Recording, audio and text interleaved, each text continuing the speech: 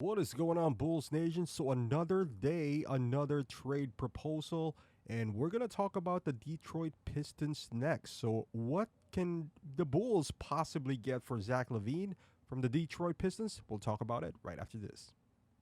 This is your home for all things Chicago Bulls. Join the conversation. You're listening to Chicago Bulls Nation. All right, Bulls Nation. So, I know some of you guys don't find these sexy, but these trades are mostly realistic and not something that is more of a, like how Laker fans are. They're just, hey, we're going to get, Kevin Durant for D'Lo. Yeah, I don't think that way. I do realize the fact that Zach, very talented, but the amount of money that he's getting does not equate how the production that you're gonna get.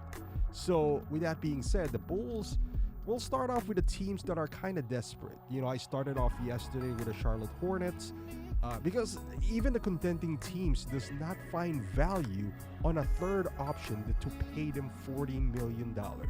That's just the reality that we're facing with Zach. Would I want two first rounders for the guy? Of course I do. I want a young talent and two first round picks. But the reality is he's no Pascal Siakam. He's not a valuable two-way player. He's not even a Terry Rozier.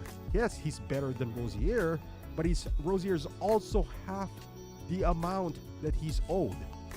So in a vacuum, Rozier, fetch a first round does not mean Zach is going to get one because he's owed double.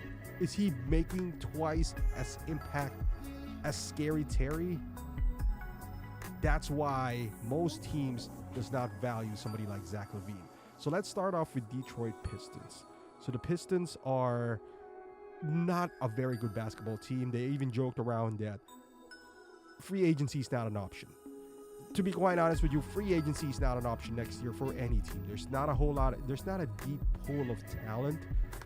You could overpay somebody like Klay Thompson if you want to, and you certainly could, but that's not going to take you anywhere, let's say, if you're Detroit Pistons.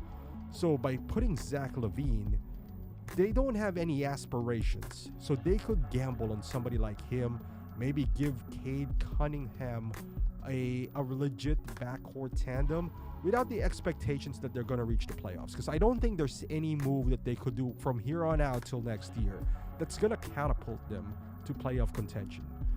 They're going to be high in the lottery, so they're not going to trade that pick. So this trade that I do have is for Jaden Ivey, Isiah Stewart, and insert a salary filler. Because that's how absurd Zach Lavine's salary is. That is my ideal trade, right? Ideal/realistic. To be even more realistic, if I'm Detroit, I'm not going to trade Isiah Stewart. You're going to get Harris and or Bogdanovich and then Ivey. As a matter of fact, I don't even need to add Ivey. You'll get Harris and Bogdanovich and call it a day. And if I was the Bulls, those are two shooters that they could use and also two expiring contracts that they could use. It might sound like I'm just trying to get rid of Zach Lavine here, but that's exactly what I'm trying to do. If you can hold on to him till next year, do we really think his value is going to go up at this point? Or is he just going to get hurt and he's going to be the next Lonzo Ball? Now we're sitting our hands here. He's taking minutes away from Io. He's taking minutes away from Dalen Terry, screwing up the rotation by not starting Patrick Williams. Instead of having him develop, giving him more minutes, he's taking it. We've seen the Zach Lavine experience. Went nowhere. So there's no point on dragging this on. Let's get the best possible return that we could get. Whatever that means. If that means two expiring, then so be it. Expiring though, I don't want to take longer contracts for trashy players that's going to equate to another Zach Lavine situation. By that I mean Lakers, D'Lo, Rui Hachimura, both at least 3 more years for Hachimura, I think. 2 more years for D'Lo this year and next year. He's going to pick up that option. Let's be honest here.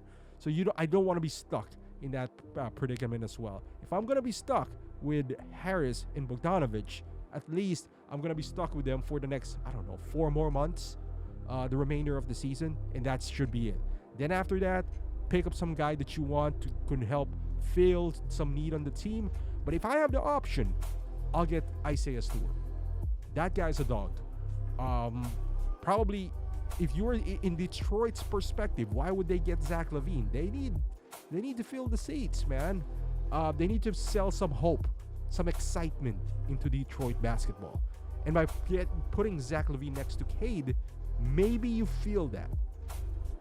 I think it's some minimal risk. They're not using Jaden Ivey as much anyway. He's being used a lot more lately.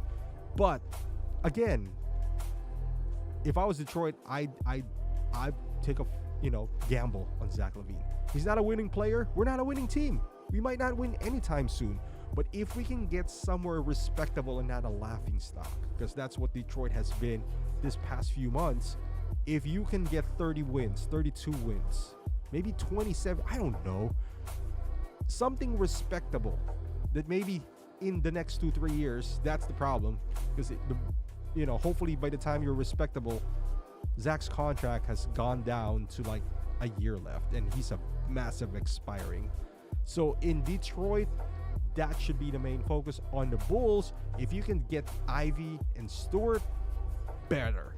If not, I don't know, look elsewhere, but I think it's a must that the Bulls trade Zach Lavine by the deadline. So let me hear your thoughts on this one.